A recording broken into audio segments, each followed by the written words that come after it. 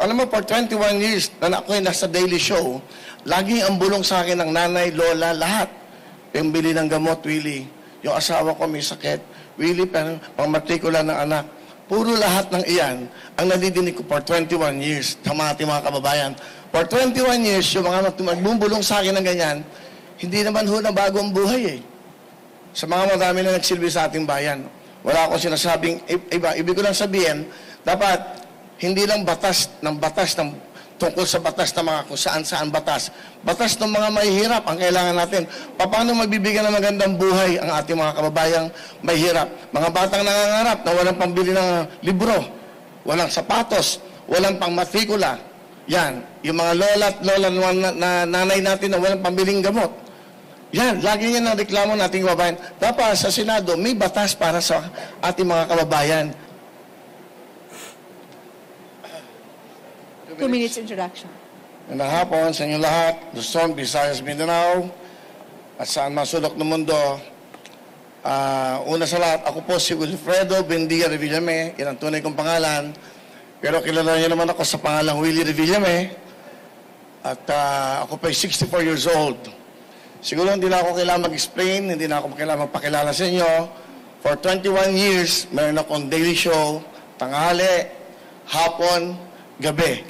So, kumbaga, naging parte na ako ng buhay ng mga Pilipino, lalo na po yung mga nanay, tatay, lolo, lola, yung household. Yun lang ako. At nandito ako ngayon. In fact, meron akong live show ngayon. Nagpaalam muna ako. Ang alam ko, naka-feed kami ngayon sa TV5. Naka-feed ho kami ngayon sa show. At yung mga nanonood ngayon doon, nagpaalam muna ako. Sigurado nagsisigawan ngayon doon yun. At wala ako, walang kantahan, walang sayawan, walang hepe-peray muna, walang putukan, at walang wheel of fortune. Pero, may mas malaking hangarin at may mas malaking plano para sa bawat Pilipino. Okay? At 2 minutes, siguro mas maganda mga tanong na lang para masagot ko na kagad yung mga tanong. Okay, sige po. Unang tanong, kanino manggaling? Tagalog na lang para mas maintindihan natin mga Rhea kababayan. Fernandez from TV5.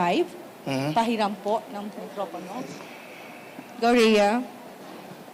Hi, sir. Good afternoon. Rhea Fernandez, TV5. Hi, Over Rhea. here, sir. Willie na lang, huwag na, sir. Sir, Willie, you mentioned you have a show sa amin, TV5 Will to Win, no?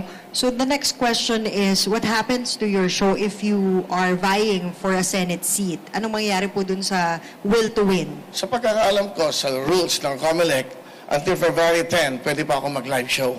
So I still have 5 months na makakapag-live ng 5 to 6:30 sa TV5, sa Facebook na meron kaming followers na 17,300,000 at 8 million sa YouTube.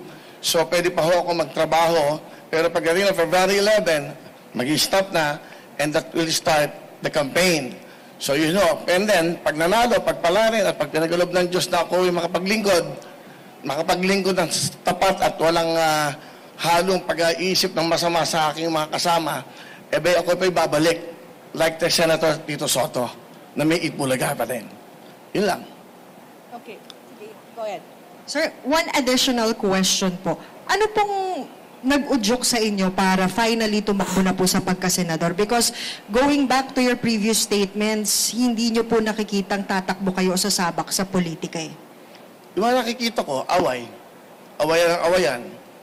Mga edukado, ang tingin nila sa mga artista masyadong mababa. Kami may magagandang puso para sa ating mga kabayan. Ano ba ang purpose ng isang senador? Hindi ako abogado, hindi ako nakatapos, pero ang purpose dapat ng bawat senador, bawat nagpa-public servant, bawat namumuno sa anumang local government, mabuting puso ang meron ka. Ang dapat mong inisip lagi mga kababayan mo. Marami ng batas na ginawa. Marami ng mga presidenteng dumaan, marami ng senador na dumaan. Pero yung buhay natin mga kababayang mahirap, nababago ba? I think, yun ang pinaka-importante. Poverty, yun ang pinakamalaking problema natin. Yung mga batang nangangarap na mag-aral, pag wala ng pera, hindi na natutupad ang pangarap. Yung mga nanay at lola natin na may mga sakit. Alam mo, for 21 years na ako'y nasa daily show, laging ang bulong sa akin ng nanay, lola, lahat. Pambili ng gamot, Willie. Yung asawa ko may sakit. Willie, pangmatrikula ng anak. Puro lahat ng iyan ang nadidinig ko for 21 years sa mga ating mga kababayan.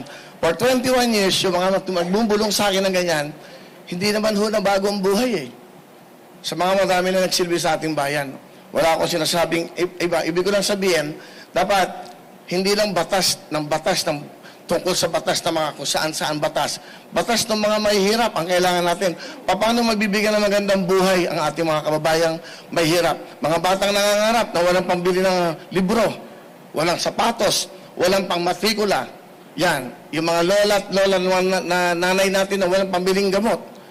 Yan, lagi yan ang reklamo nating kababayan. Dapat sa Senado, may batas para sa ating mga kababayan.